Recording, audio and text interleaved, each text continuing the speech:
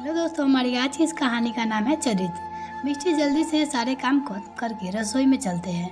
आज दीदी आ रही है। अगर आते ही उन्हें चाय नाश्ता नहीं मिला तो मम्मी जी फिर से शुरू हो जाएंगी। और तुम तो जानती हो ना, मम्मी जी का जब बोलना शुरू करती है तो किसी की भी नहीं सुनती है। मिष्टी और उसकी जेठानी सुनिधि घर के कामों में उलझी हुई आपस में बात कर रही थी। मिष्टी और सुनिधि सुगंधा जी की बहुएं है। बहू कभी बेटी नहीं बन सकती। बहू तो दूसरे घर से आती है और अपनी थोड़ी होती है। इसी सोच के मानने वाली महिला है। पहले सुनिधि को अकेले ही माँ बेटी की ताने से झेलने पड़ते थे, लेकिन अब जब से मिष्टी शादी करके आई है, सुनिधि को भी एक दोस्त मिल गई है। दोनों की आपस में खूब बनती है और हर बात एक दूसरे को शेयर करती है। दीदी 3 बज गए हैं, चलिए पहले खाना खा लेते हैं। मुझे तो बहुत जोर से भूख लग रही है, नहीं तो अभी बच्चों के नाश्ते का टाइम हो जाएंगे और हम लोग का लंच डिनर में बदल जाएगा। मिष्टी ने हंसते हुए कहा तो दोनों खाना खाने के लिए रसोई में बैठ गई। 2-4 निवाला खाया ही था, तभी बाहर से सुगंधा जी चिल्लाने की आवाज़ आई। सुनिधि, मिष्टी कहाँ हो तुम लोग? न जाने क्या करती रहती है दोनों। देखो, सीमा और दमाजी आया है। सुगंधा जी की आवाज़ सुनते ही मिष्टी अपने खाने के प्लेट छोड़कर उठ गई। दीदी, अब अपना खाना खत्म करिए, मैं देखती हूँ। और वो उन लोगों की सेवा सत्कार में लग गई। भाभी, घर में शक्कर खत्म हो गई क्या? क्या फीकी चाय बना कर लाई हो? तुम्हें तो पता है ना, मैं फीकी चाय नहीं पीती हूँ। और मेरी नहीं तो कम से कम संजय के बारे में तो सोच लेती। इस घर के दामाद है वो, क्या सोचेंगे कि ससुराल में 2-2 भाभियाँ होते हुए भी ढंग से एक कप चाय भी नहीं मिलती है। सीमी ने चाय का पहला घूंट लेते ही नुक्स निकालना शुरू कर दिया। अरे बिटिया, तेरे हाथों की बात है तो कुछ और है। मैं खुद अच्छी चाय पीने के लिए तरस जाती हूँ। एक तो थी, दूसरी भी वैसी ही आ गई है। मेरी तो किस्मत ही खराब है। पता नहीं इस घर में क्या हाल होगा। बेटी के बोलते ही सुगंधा जी ने को भी बोलने का मौका मिल गया और वो कहाँ पीछे रहने वाली थी। वह बांग छोड़ने लगी। मिष्टी बिना कुछ बोले रसोई में आ गई। उसने मेहमानों के सामने बोलना ठीक नहीं लगा।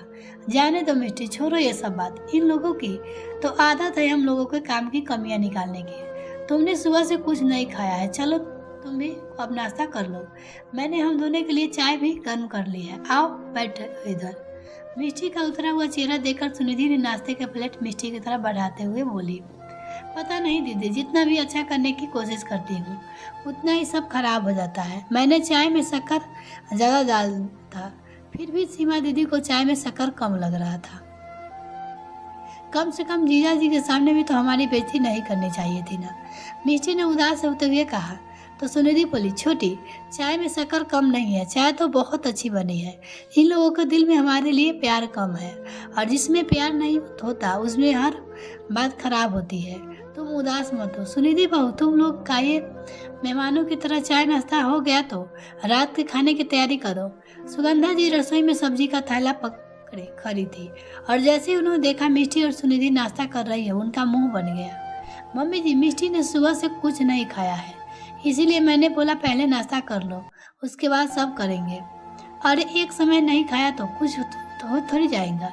हमारे समय में तो काम में लगे रहते थे और मेहमानों के आने पर खाना पीना तो सुध ही नहीं रहती थी, बस उनके सेवा में लगे रहते थे। अच्छे से अच्छा बनाना, खिलाना, उनको हर आराम का ध्यान रखना। लेकिन तुम लोगों से क्या होना होगा? वैसे भी मेरी बेटी तुम लोगों को हमेशा तो बोझ ही लगती है। नहीं मम्मी जी, बस हम जा ही रहे थे खाने की तैयारी करने। सुनिधि ने कहा, ये लो सब्जियाँ और पनीर। आज रात खाने में पनीर कोफ्ता, मिक्स वेज, आलू दम, कश्मीरी पुलाव, मिर्ची रोटी और मीठे मखाने की खीर बना लेना। और हाँ, जल्दी जल्दी हाथ चलाओ, तुम दोनों बैठी गप्पे मार रही हो, समय का तो कुछ ध्यान ही नहीं है। सब्जियां का थैला वही रसोई में रखकर सुगंधा जी चिल्लाते हुए बाहर चली गई। सुनिधि और मिष्टी भी जल्दी से रात के खाने की तैयारी में लग गई। 9 बजते बजते खाना टेबल पर लगाकर सुनिधि ने कहा, मिष्टी, मम्मी और दीदी को बुला लाओ खाने के लिए। वे लोग शायद ऊपर छत पर है और तब तक मैं बाकी लोगों के लिए खाना परोसती हूँ। ठीक है दीदी, बोलते हुए मिष्टी उन लोगों को खाना खिलाने के लिए ऊपर चली गई। माँ, तुम मिष्टी भाई पर नजर रखा करो, किससे बात करती है, क्या बात करती है, किसका फोन आया, भाई को के पसंद के आगे हम कुछ बोल भी नहीं पाए। लेकिन माँ, तुम तो सोच ही सकती हो, हॉस्टल में रहकर आई है। वो कौन देखने गया था कि क्या करती थी, कितने लड़के के साथ घूमती थी। मैंने कभी न कभी ऐसी लड़कियां क्या किसी की गृहस्थी बसाएगी। ऐसी लड़कियां का तो कोई चरित्र थोड़ी होता है। मिष्टी ने अनजाने में सीमा को सुगंधा जी से कहते हुए सुना। क्या हॉस्टल में रहने से किसी का चरित्र खराब हो जाता है, या उसका तो पुरुष मित्र से, किसी के साथ घूमने फिरने से, उठने बैठने से, बात करने से, हंसी मजाक करने से कैसे किसी का चरित्र खराब हो सकता है।